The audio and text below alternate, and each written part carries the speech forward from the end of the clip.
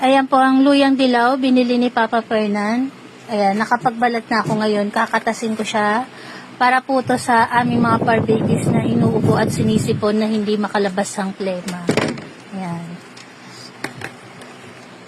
Magkakatas ako ng luyang dilaw, tapos hahaluan ko po siya ng brown sugar sa kanang egg yolk. Kasi napanood ko po to sa social media, sa isang na nakagaling daw po to sa alaga niya na merong distemper. Kaya itatry ko rin po. Bukod sa maraming gamot na iniinom nila, itatry ko po tong luyang dilaw na merong brown sugar at saka egg yolk.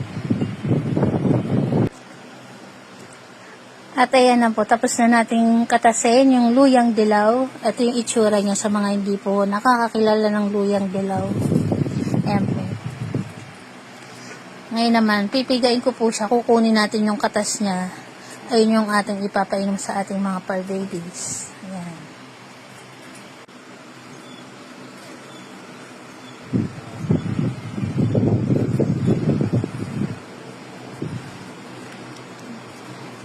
Masaya po yung maraming par babies. Pero, pag nagsabay-sabay sila nagkakasakit, mahirap. Pero dahil mahal natin sila, kakayanin natin.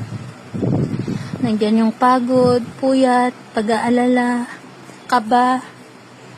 Ayan.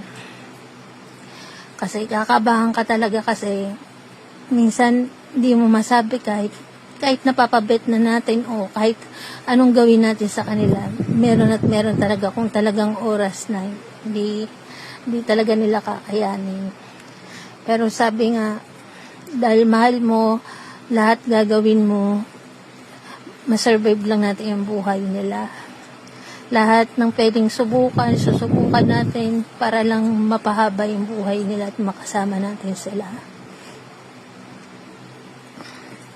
Tulad ng ginagawa namin ni Papa Fernan.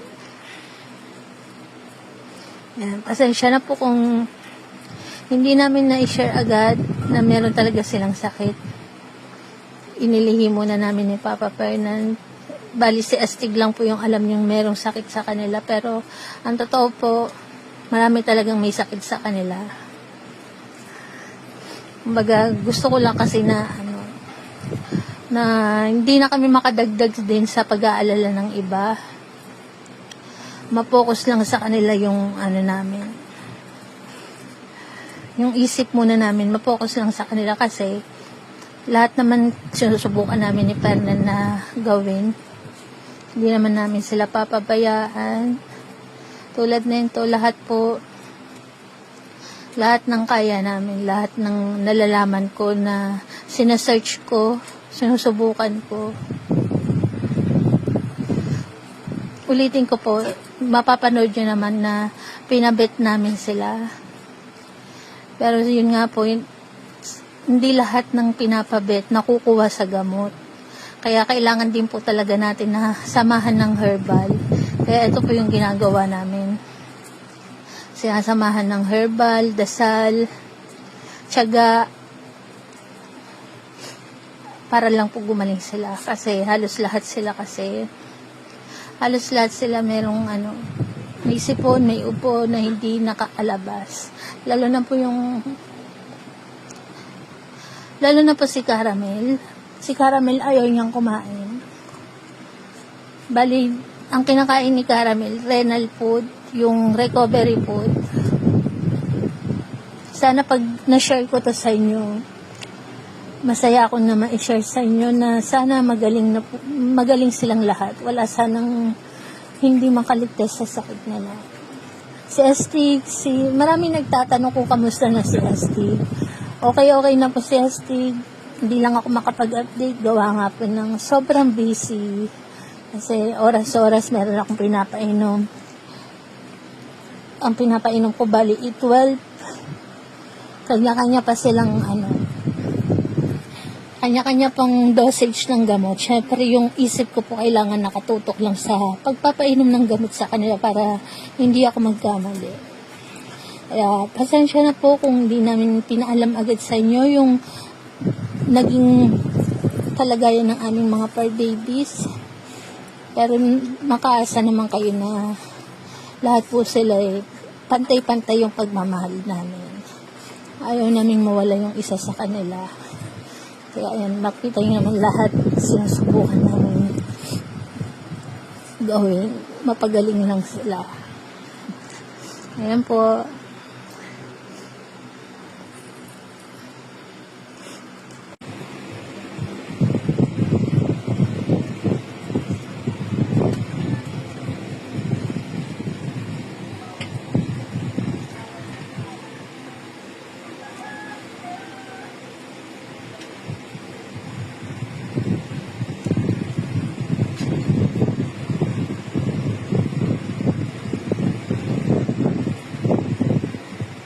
Kayo mamaya ulit. Pupurap-purap eh. Sige naman.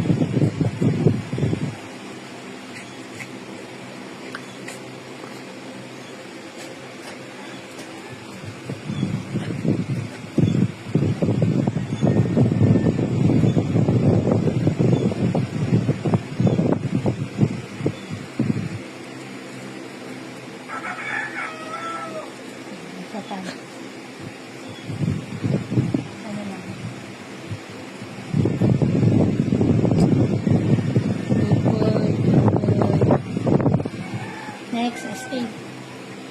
S8 ano? Carla. Carla ka.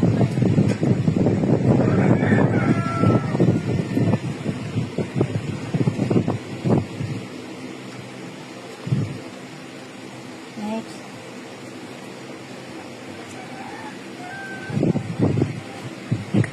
Sorry. Uy, Carla. Carla. Iniinom pa. Bakit ang si Carla? Carla, nagustuhan ni Carla, oh. Nagustuhan ni Carla, eh, oh. Ay, Carla, magpupusin niya. Maraming pang iinom. Mamaya ulit, mamaya. Nagustuhan niya, eh. Good. Pati si Gracia. Oh, nagustuhan din ni Gracia. Napainom kami si Gracia.